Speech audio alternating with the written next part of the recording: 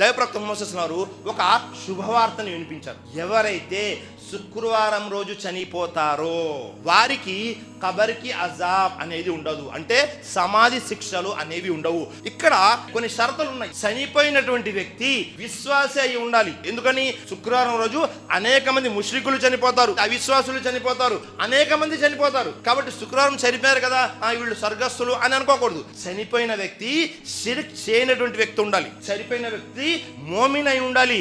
ఇస్లాం యొక్క ఏవైతే ఆజ్ఞలు ఉన్నాయో వాటన్నిటిని అనుసరించేవాడై ఉండాలి. అప్పుడు శుక్రవారం ఒకవేళ ఎవరైనా వ్యక్తి చనిపోయారు, మీకు తెలుసు ఈ వ్యక్తి మంచి నమాజ్దారండి, ప్రతిరోజు నమాజ్ చేస్తాడు, ఈ వ్యక్తి ఎలాంటి షిర్క్ చేయలేదు, వారి కుటుంబ సభ్యులు నిశ్చింతగా ఉండవచ్చు. మా కుటుంబంలో ఎవరైతే చనిపోయారో వీరిని తెలుసో తెలియక జరిగిన పాపాలని అల్లాహ్ క్షమిస్తాడు, స్వర్గాన్ని ప్రసాదిస్తాడు అని. సుబ్హానల్లాహ్. ఇవన్నీ కూడా జుమా యొక్క ప్రాధాన్యత తెలియజేయడం కొరకు.